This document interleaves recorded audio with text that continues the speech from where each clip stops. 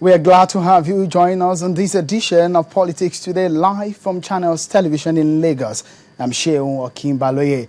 Well, on this edition, the PDP is arguably the biggest party in the country, and most people have said it's the biggest on the continent also. And when the All Progressives Congress APC sealed their marriage, the PDP said that the APC said PDP is their target. And in 2015, they said they will take over the seat of power at the center from the PDP. How far that will go, well, only time, I guess, will judge.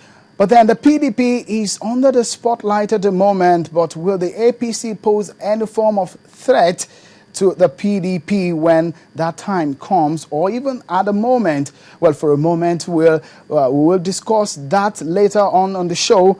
But for now, our attention is now on Anambra governorship election. The PDP is preparing, and that is a major issue that we are looking at on the program tonight. First, the Anambra elections are just weeks away, and the PDP, which have ruled the state, is preparing big.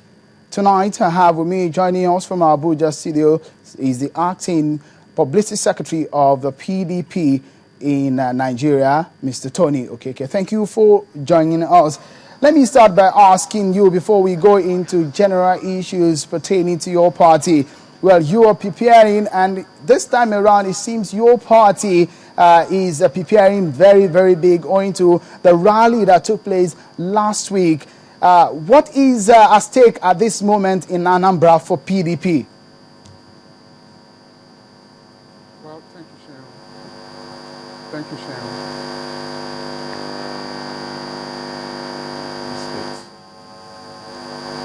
We have 2 of the 3 senators, 8 of the 11 House of Reps, and people in Anambra like PDP.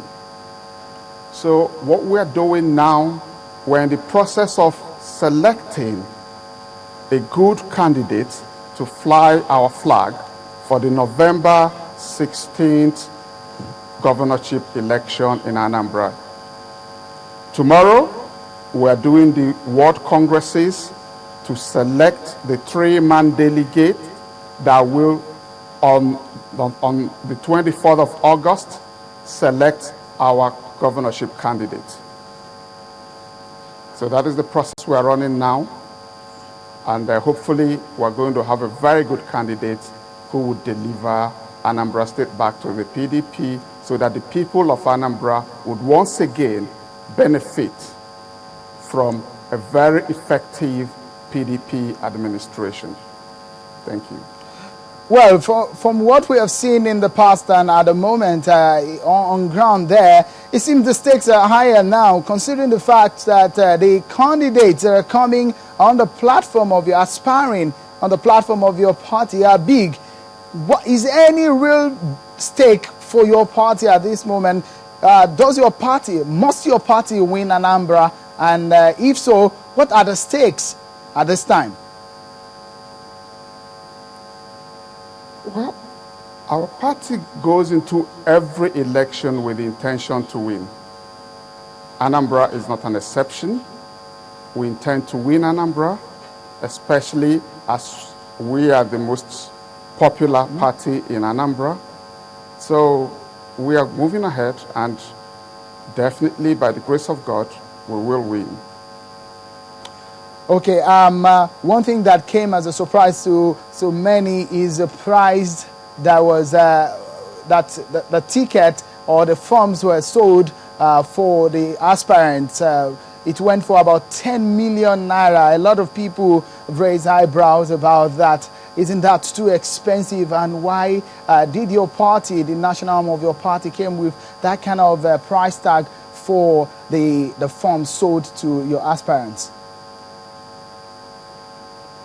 Well, other parties in the country have also sold their forms at rates similar to ours. And if you are a candidate in a party like the PDP and in a state like Anambra where there is too much competition, if you will recall, in 2010, we had more than 45 aspirants running for governorship under our party. And we are trying to make sure that the people who present themselves are people who are worthy to contest and win. Believe me, if we had said, okay, let's retain the 5 million that we had the other time, we'll probably have more than 300-400 candidates. And so you feel that raising the bar as far as the price of the form is concerned is the solution, the way out, because a lot of people will want to ask, except for the female candidates who got as low as 5 million naira, 11 million naira or 10 million naira in present Nigeria is not a joke. Don't you think that there should be some other ways of streamlining? I understand your party is very big, but don't you think that there could be some other ways of cutting down or streamlining the aspirant or people who come forward to vie for that post? Well, we've taken several other measures to streamline. This wasn't the only measure. We've done a lot of things. If you observed our screening the other time, we introduced measures that helped to streamline the kind of candidates that are in the contest for our party nomination. This is just one of the things that we have done. See, when you have a very popular party, you have so many people with bright ideas who want to come and contest. We are just trying to make the field manageable. So that's what we've done. Okay, now let me take you to the crisis, so to say. Well, some people will say that it's not really a crisis, but then the fact remains that some people are still very much unhappy with the situation as regarding the leadership of the PDP in Anambra State. Mr. Ken Emeakai is the man the party has put forward, but INEC has objected to that. That is not the man INEC has recognized as a chairman of Anambra PDP. What is the situation of things at the moment in PDP on if Mr. Emeakai is the person put forward by PDP? Don't you think that it will boomerang at some point? Well, we held meetings with INEC up until the close of business on Wednesday. We're very hopeful that in the next few days, the matter of the leadership of the party in Anambra State will be resolved. But let me say this. It says something about the independence of INEC, that they could do this even to PDP. If they were doing this to any of the other smaller parties, the impression out there will be that the PDP is using INEC to frustrate these other parties. But because His Excellency President Goodluck Ebele Jonathan had promised electoral reforms, had made INEC funds to be a first-line charge, and INEC is fully independent now, INEC is doing this even against PDP. But we are resolving the matter. We're holding meetings with them, and hopefully in the next few days we will resolve this matter.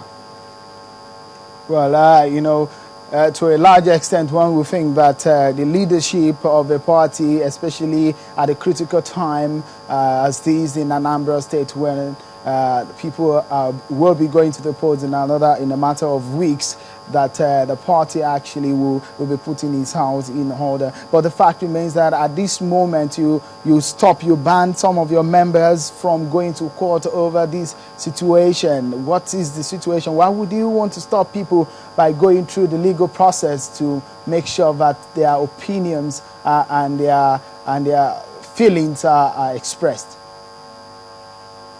The PDP is a law-abiding party and cannot ban anybody from going to court. What has happened is that the candidates who are all desirous of seeing a PDP government in Anambra State have all come together and resolved to have a free and fair process, and that if any of them emerges, the others will support. Unlike a situation in the past where after the primaries, people will go to court and frustrate the efforts of the party, and then unfortunately the state will fall into opposition hands. And you've seen the terrible state of affairs in Anambra because it fell into the wrong hands. Now, the candidates under the platform of PDP are people who want the progress of Anambra State.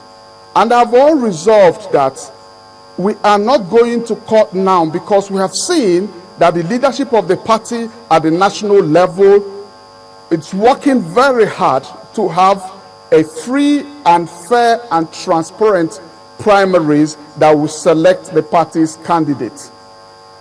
So this is a voluntary resolution on the part of the aspirants. It is not a question of the party banning anybody from going to court. And in any case, really, no party can ban anybody from going to court. So that is not the situation.